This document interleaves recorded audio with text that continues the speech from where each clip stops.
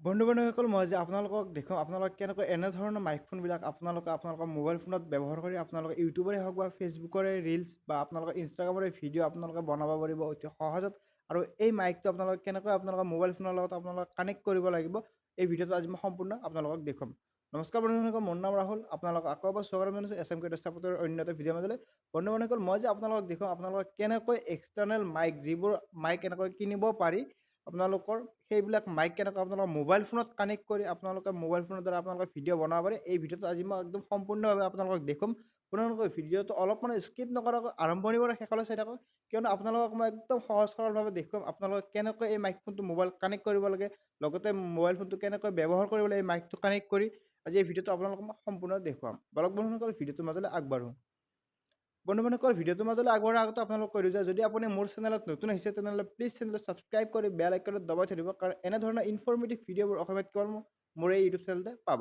বলক বন্ধু-বান্ধৱীসকল, এতিয়া ভিডিঅ'ৰ মাজলৈ আগবাঢ়ো।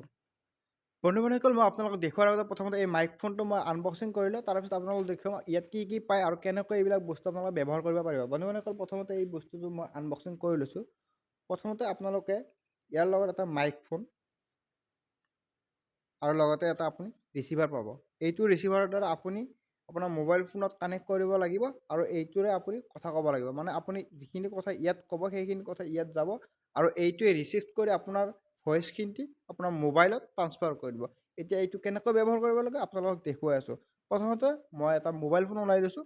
এইটো হৈছে মোৰ Redmi 8 Note 8।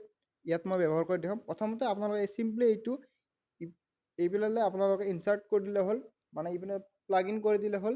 তাৰপিছত আপোনালোকৰ যদি ৰেডমিৰ বাহিৰে আপোনালোকে ধৰি লওক ৰিয়েলমি, অ'প্প', ভিভ' থাকে তেনেহ'লে আপোনালোকে চিম্পলি ছেটিংছত গৈ OTG বোলা এটা অপশ্যন থাকে, সেই বস্তুটো আপোনালোকে এনেবল কৰি ল'ব। সেই বস্তুটো আপোনালোকে অন কৰাৰ পিছত আপোনালোকে কি কৰিব লাগিব, চিম্পলি আপোনালোকক মই মোবাইল স্ক্ৰীণখন আপোনালোকক শ্ব' কৰাই দেখাই দি আছোঁ। আপোনালোকৰ যদি সেই OTG বোলা অপশ্যনটো অন হৈ যায়, তাৰপিছত আপোনালোকে চিম্পলি প্লে ষ্ট'ৰত গৈ এটা কেমেৰা এপ্লিকেশ্যন আপোনালোকে ইনষ্টল কৰিব লাগিব। সেই কেমেৰা এপ্লিকেশ্যনটোৰ নাম হৈছে অপেন কেমেৰা। এইটো মই আপোনালোকক দেখুৱাই দিছোঁ। চিম্পলি এই কেমেৰাটো আপোনালোকে ইয়াৰ পৰা আপোনালোকে ডাউনলোড দিব লাগিব, আপোনালোকৰ প্লে ষ্ট'ৰে হওক বা মোবাইল এপ ষ্ট'ৰ। প্ৰথমতে আপোনালোকে এই কেমেৰা এপটো আপোনালোকে ইনষ্টল কৰি অ'পেন কৰি ল'ব।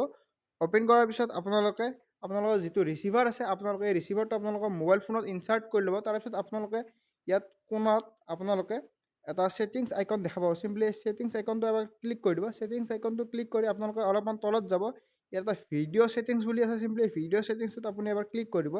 তাৰপিছত আপোনালোকে অলপমান তলত যাব।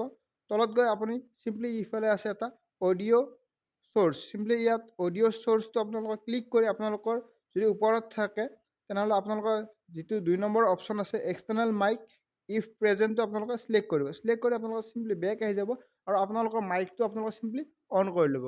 মই মাইকটো অন কৰি লৈছোঁ। এতিয়া মই আপোনালোকক অলপমান ডেমো দেখুৱাম।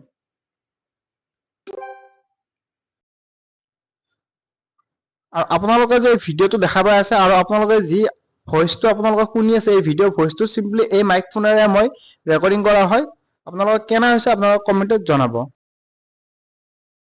বন্ধু-বান্ধৱীসকল, আজিলৈ এইখিনি আছিল। যদি ভিডিঅ'টো চাই ভাল লাগিছে তেনেহ'লে ভিডিঅ'টো লাইক কৰি চেনেলটো ছাবস্ক্ৰাইব কৰি বেল আইকনটো দবাই থৈ দিব। আপোনালোকক আকৌ এবাৰ লগ পাম অন্য এটা ভিডিঅ'ৰ মাজলৈ।